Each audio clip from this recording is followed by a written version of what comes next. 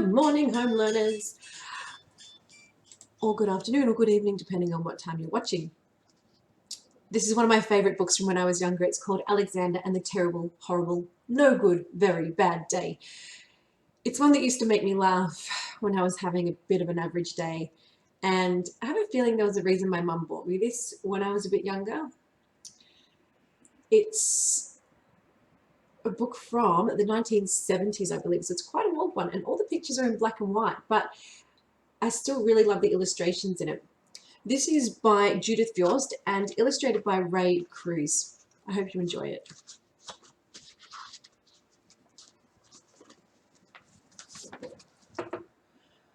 I went to sleep with gum in my mouth, and now there's gum in my hair.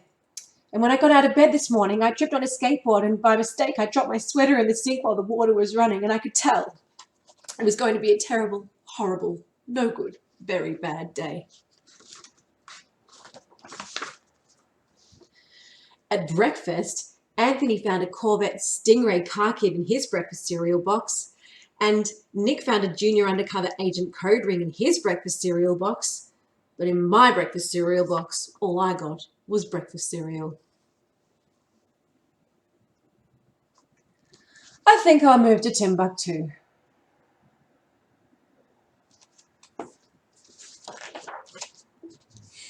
In the car on the way to school, Mrs. Gibson let Becky have a seat by the window. Audrey and Elliot got a seat by the window too.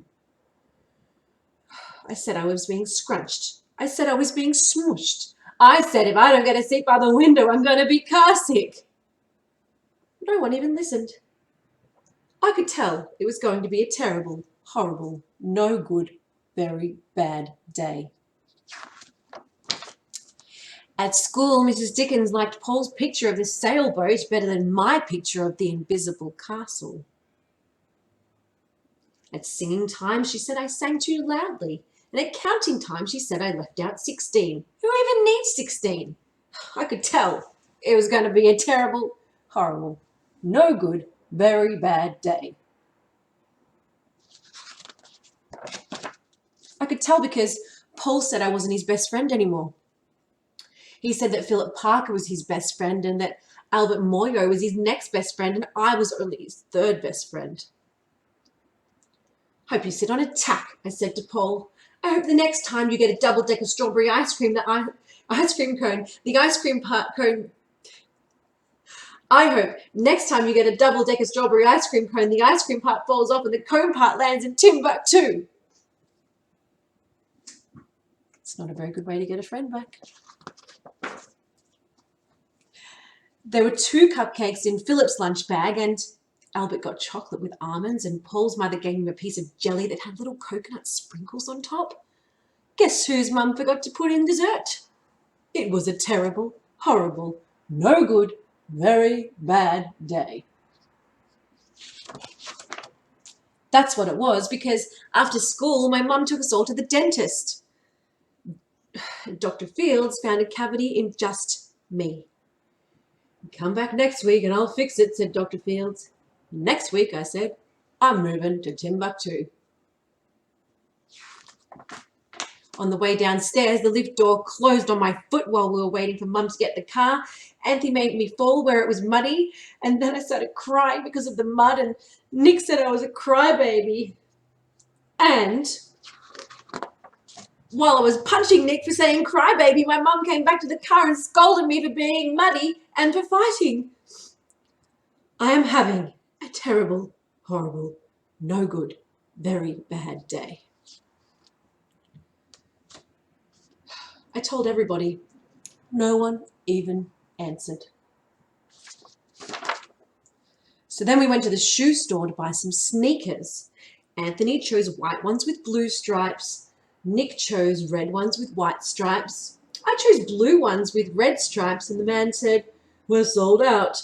They made me buy plain old white ones, but they can't make me wear them.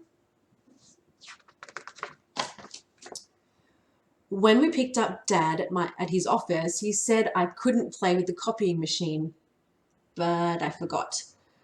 He also said to watch out for the books on his desk, and I was as careful as I could be, except for my elbow. He also said not to fool around with his phone, but I think I called Timbuktu. My dad said, please don't pick him up from work anymore. It was a terrible, horrible, no good, very bad day. There were beans for dinner and I hate beans. There was kissing on TV and I hate kissing. My bath was too hot. I got soap in my eyes. My marble went down the drain. I had to wear my railroad train pajamas. I hate my railroad train pajamas.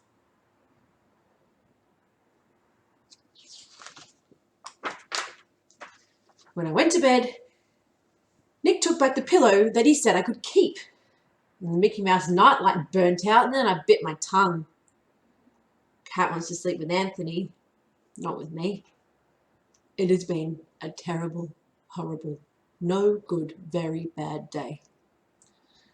My mum says some days are like that. Even in Timbuktu. Thanks for listening, guys.